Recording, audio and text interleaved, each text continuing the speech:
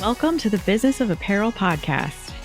This is the place to learn how to start and scale your own apparel brand and fill it with loyal customers for years to come. I'm your host, Rachel Erickson, owner and CEO of Unmarked Street. I can't wait to share this episode with you. Welcome back to the Business of Apparel podcast. We are continuing our Business of Apparel series where I am helping to reveal some of the secrets behind the billion-dollar apparel brands. And today we're going to get a little bit into the conversation about sourcing. And as we move forward into the next couple of episodes in this series, I am really excited to start nerding out on numbers with you. So we're going to touch a little bit on numbers today, but for the most part, I want to kind of give a little bit of advice on sourcing. And full disclosure here, sourcing is not something that I love to do. It is not something that is high on my love list when it comes to being in the apparel industry. As a developer, it has been really important for me to be able to build solid and good relationships with my manufacturers and my factories. But going out and sourcing them, vetting them, testing them out, I've always been a part of cost testing. So for example, if you are out there looking for a new factory or a new manufacturer for your apparel line, let's say you've got a couple of different options on the plate. You can employ your development team or ask a development contractor to come in and help you maybe blast out several tech packs to all of your different factories that you're kind of vetting at the beginning of the process. And what they can do for you then is help to get cost quotes in. And so this is something that I'm super familiar with being able to do. This is something I actually really enjoy doing on the sourcing side, trying to figure out who's going to be giving you a very accurate but also desirable cost quote when you send over just a tech pack. And so through this portion of the sourcing process, a couple of things you can find out here. Number one, are you going to be able to afford the garments that they're going to be making for you? If they're sending you a cost quote that is really, really high for something that you didn't expect to be so, this could be a good indicator to you that this particular manufacturer is going to be charging you quite a bit more than you can really afford at the end of the day, especially if you've sent them a target cost and they haven't been able to hit it, or they haven't sent back suggestions on how you can maybe adapt the design to be able to hit your target cost. These are all things that we're looking for when we're doing a cost negotiation exercise with some of our upfront factory sourcing. And so this is something I'm really into. This is something I really like to do. Again, it kind of comes back to all the numbers and all the costing. So of course, I love that part of it. But when it comes to kind of boots on the ground, I have always relied a lot on a sourcing or an operations team who really loves going out and trying to figure out what those manufacturers are capable of doing, what kind of advantages we can get by being in certain countries with the import and export fees and all of that good stuff. And so I can talk a little bit about sourcing because I've been able to kind of be a part of so many different departments and get really close to some operations and supply chain people throughout my career. This is not something that I am necessarily an expert in. And for what it's worth, this is something that we don't really do at Unmarked Street either. So for our apparel consulting agency side of the business, we really prefer to work with brands who have a factory or manufacturer base already set up. They've kind of been working with them for maybe a couple of years. They're really happy with how the process is going. We like to inject ourselves into a manufacturing process that is already working smoothly, and then just help take a lot of workload off of the team's plate. So when we work with our clients, we kind of come in, we get to be introduced to their factory. They're kind of just handing off a lot of the technical design processes. So we're taking over tech pack work for them. We're taking over fitting work for them. We come in and we start communicating on a daily basis with those factories, but it's not necessarily on our plate to help people find those sources. And so what are some ways that you can find sources? Well, number one, there are some amazing consultants and freelancers out there who specialize in this area. I will say, we recently had Andrew Jagola on the podcast, and Apparel Mark, his company, is great at helping people find sourcing partners and helping them kind of figure out the right level of sourcing partner that you want to be with. And when I say that, it really means more like I was saying on the costing side. What kind of manufacturers are you looking for to help you achieve the costing goals that you're looking for? But most of all, what I really like to talk about when we go into a sourcing conversation is minimum order quantities. So this is the next big topic that I really want to touch on today, because minimum order quantities can be a huge portion of your business. And as you're setting up your brand's standards and what you want to stand for out in the market, how much inventory you want to hold, what kind of business structure are you setting up at your company, minimum order quantities ends up being the number one thing that I really like to talk through with my clients and make sure that they're in a comfortable space. I have worked with several clients who are on their journey finding different factories and manufacturers, and I'm happy to always sit in those conversations and lend my advice or help with kind of the discussion that we end up having to make sure that everything looks good. And the number one thing that I really like to bring to the table is asking right up front, what are their minimum order quantities? And this is typically something that I will even recommend. You don't even need to get a call to discuss minimum order quantities. You don't need to be on a call with a factory or a new manufacturer. This is one of the first questions you should be asking them when you're kind of sending out your first blast email. Like, we're interested in working with you. We got a recommendation to work with you from this person, or we found your information on a source like Fashion Index, which is a great source if you're looking for manufacturers. So you can go ahead and send them a message. And in that message right up front, you really want to be asking, what are your minimum order quantities for production? And we abbreviate that as MOQ in the industry. So if you see MOQ out there, that is something that is very standard. We use that a lot. You might also see the acronym MCQ, which is minimum color quantity. And so those two things are going to be really important as you start talking to these sourcing partners to understand whether or not you can afford to work with them. So a little bit of math here, like let's say you were to find a local manufacturer who was able to take just 25 units. They give you an MOQ of 25 units. That's all you need to make with them to be able to go through the production process.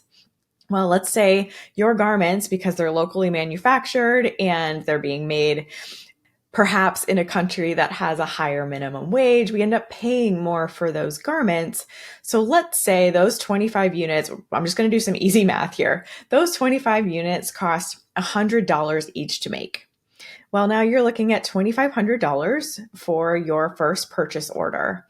And that might be really desirable for you because even though the unit cost is high, because we're locally manufacturing, you're going with someone who's making a lot more money on their minimum wage. They have to pay their sewers a minimum wage that's a little bit higher than in some other countries. That really will go into the bottom line of what you can afford to do at the beginning of starting your business. So if you have $2,500 saved up for production, you find a factory that will give you an MOQ of 25 units, but they're going to charge you $100 per unit. There's your $2,500. There's your budget. On the flip side, now let's say you go to a manufacturer overseas and they're going to quote you $10 per garment, but you have to buy 1,000 MOQ. Well, your unit price is amazing. $10 compared to $100, fantastic. But can you afford to pay $10,000 upfront for that first PO? Because that's what it's going to cost you. $10 per unit times 1,000 units that you have to order to be able to work with them. And so understanding how your factory MOQ is going to play into your available funds is really key to being able to get your next purchase order off the ground. So this is where it comes into the conversation of what kind of funding are you getting for your next purchase order? You know, maybe you're a startup brand and you're trying to figure out how to raise funds to buy your first purchase order, get your first batch of inventory. Maybe you're 5 years in and you're still trying to figure out how to stop using loans or how to stop looking for investors to get your next batch of funding. And you really want to figure out how to perpetuate your own growth, your own profits to make your business grow. These are the types of things that really play into an MOQ, because that first number that we're going to start to look at when we're looking at your business is how much money do you have upfront to spend? So for example, when I do like a brand audit for some brands and I'm starting to look at helping them build out like their 10-year business plan, their 5-year business plan, whatever it might be, there are two key numbers that we look at upfront. Number one is, where do you want to be that many years from now? Do you want to be a $2 million business in 5 years? Do you want to be a $10 million business in 10 years? So that is the first number that we plug into our entire template and our spreadsheet that we use to kind of figure out how to get there. The second number that we're going to look at is, how much money do you have on hand right now? How much money can you spend? Where are you comfortable spending this money? If you are not comfortable with a certain amount of money up front to go toward production, this is where we start discussing how can we fundraise? How can we maybe create a little bit of a side hustle so that you're bringing in money so that you can make that money that you need for your first purchase order? That's what I ended up doing. The original idea for Unmarked Street was I wanted to create enough funds to create a purchase order fund amount for my own apparel line. And I did that. In 2022, the profits that we made at Unmarked Street were enough so that I could go ahead and create a small purchase order for my first travel apparel line. And that ended up being such a dream come true to be able to take what I thought was going to be my side hustle of freelancing and consulting to then go ahead and fund what I thought the dream was, to build out RTQ apparel and to build my own travel apparel line for professional women who travel for business. Now, things have kind of flipped since then. 2023 has been a really big year for Unmarked Street, and I have like a new calling in my heart for what is going to be happening at Unmarked Street as we move forward. I now believe that the dream is Unmarked Street, and being able to help other brands build their own collections and bring them to life in a way that's sustainable and profitable is really what I'm out here to do. So things have kind of shifted. However, that was one way for me to go ahead and raise funds. I've talked to a lot of clients who have thrown out the ideas of Kickstarters. And while Kickstarter can be a great way to get your name out there and really start creating community and start an amazing marketing campaign for your brand, I will say that I haven't talked to a whole lot of people who have been able to be super profitable off of a Kickstarter. Usually when you're going into Kickstarter, you're asking people to pay up front for something that you plan to make. And so the money that you make in the Kickstarter goes toward your production, and there's very little profit there. So that could be another thing if you can figure out how that works. There are people out there who are much better at Kickstarter, I think, than maybe I'm aware of. And so there could be definitely some solutions out there. I am not an expert in that realm. And then, of course, there are business loans that you can go get. But if you haven't been in business for at least 2 years, some banks won't even look at you to be able to give you a business loan. And some investors won't look at you either if you're not already making money and being able to prove what kind of profits you'll be able to bring to the company. So it can be really important to understand how to bootstrap the beginning of your company. And as you are doing that, as you are fundraising, as you are figuring out how to bring in the money that you need, maybe you're saving a few bucks here and there all the time, and that is going to go toward your first purchase order. Well, if you only have been able to save $1,000 and you're ready to buy your first batch of inventory, you really need to be able to find a sourcing partner who will help you with low MOQs so that you can make that $1,000 work for you. And that's why sourcing can be so important. And that's why reaching out to a lot of different places, a lot of different professionals who have a lot of different industry connections can be really key here. Understanding that a place like Fashion Index, so fashionindex.com, I'm not necessarily affiliated with them. I do work with Fashion Index a little bit, and Tirsa and Marge have also been on the podcast before, and they've talked a lot about their mission and what they're doing at Fashion Index, which is amazing, amazing work. But what they're doing is kind of helping people collect information in one place so that they can see on their single website, what are all of the different manufacturing options that I have if I'm looking for a low MOQ? Or what are all of the different consulting options that I have if I'm looking for a designer or a tech designer, et cetera, et cetera. And then they really help to feature especially sustainable brands, and Tirsa and Marge are just the most lovely people. So I'm always happy to point people to the Fashion Index and help them kind of get the resources that they need on that platform. And so there are sources out there like that. There are plenty of other places. Natalie at pointsofmeasure.com has a resource book that you can download, and she has lots of different information in there. Again, contractors that you can hire, sourcing partners that you can find. And so being able to kind of go out there and search for sources like that can be really important while you're searching for different manufacturing partners. But again, as you're going out there, as you're starting to have those conversations, your minimum order quantity is one of the most important questions to ask up front. And then costing is probably the second biggest question, because if you're not able to get a cost and an MOQ that works inside your current budget, you're going to blow yourself out of the water right away. You're going to go into so much debt right away. And then you're constantly going to be trying to chase that debt to pay it back instead of being able to take any profits that you make and put it toward your next purchase order. So what we see when we build this out, especially in these brand audits that we've been starting to do, is this beautiful kind of curve where if you take just the funds that you're able to use up front and you're able to make that work in a minimum order quantity for a production order, and then have a really healthy margin percentage on all of the units that you sell, we start to see a large chunk of money come into your brand as profit. And then that profit, at least for the first probably several years, goes directly into your next purchase order. So you're not really pulling a total like end of year revenue profit.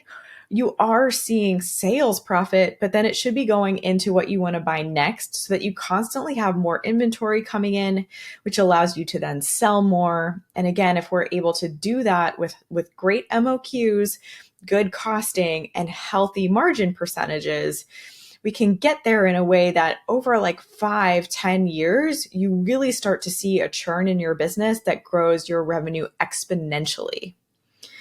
Also, as you reach out to sourcing partners, it's really important to understand what their values are as a company. I will say probably, this really should be number one. So I'm going to maybe, tell you MOQ maybe goes to number two, but understanding that your factory is ethically making apparel, paying its workers the right way, not making them work, 20 hours a day.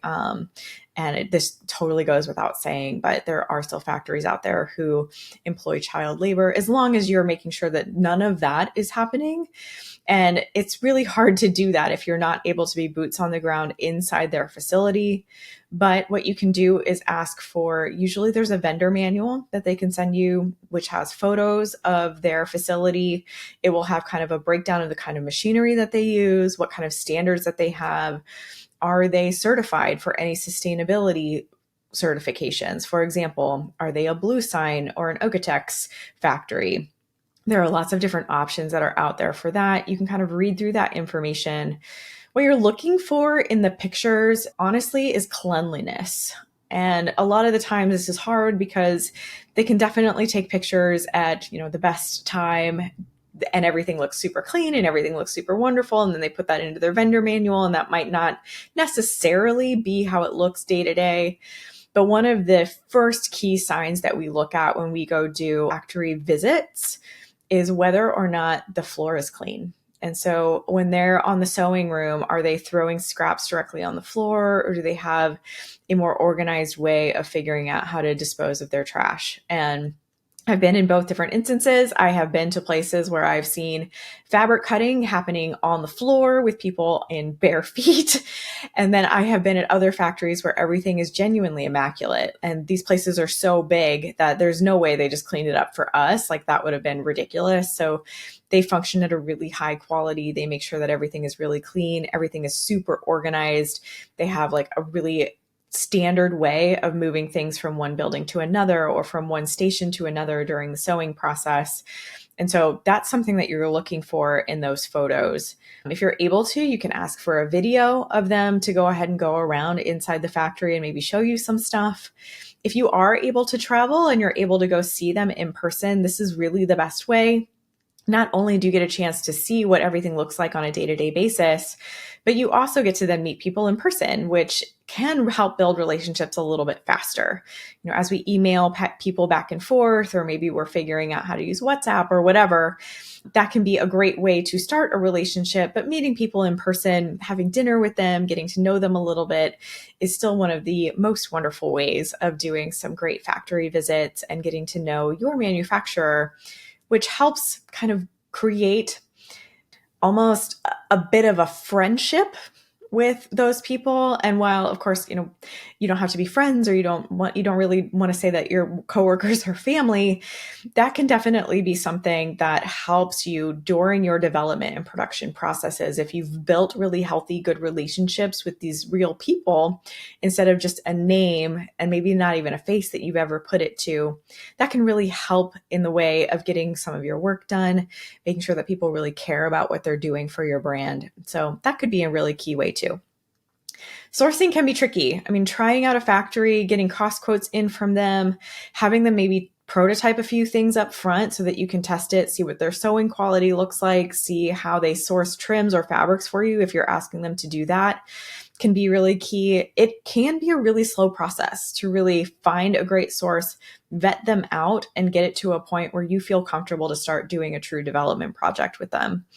And so these are just some of the tips that I've had on sourcing. Remember to check out your MOQ, because this is going to be one of the key first numbers we need to be able to put into a spreadsheet when we're looking through what it looks like to line plan your line and how much we're going to be able to buy and how much we're going to be able to spend up front. We are taking a little bit of a break from the Business of Apparel podcast series next week, where I am going to have a guest on. We haven't done an interview in a few weeks, so I wanted to definitely bring that to you. And so we're going to take that off next week, and then we'll be back the following week. And we are really going to dive into some numbers that following week, some line planning, and it might end up being a really long episode, but I am going to try to share as much with you as I can when it comes to line planning and the numbers that I encourage you to know. In the meantime, if you like this episode, I ask you to write a review for us. It means the world to have you listening. And if you have any questions, you can always comment below and send them my way. See you next week. Thank you so much for listening to the Business of Apparel podcast. I would so appreciate hearing your thoughts on the show. And if you know someone who could benefit from it, please share it with them. My biggest desire is to help other apparel professionals understand the nuances of our industry so we can all work toward making better product for a better world. If you would like to connect further, I'd love to invite you to send me a message through my website, unmarkstreet.com, where I do weekly trainings through my video channel, a monthly newsletter, and offer so many resources to help you start and scale a profitable apparel brand.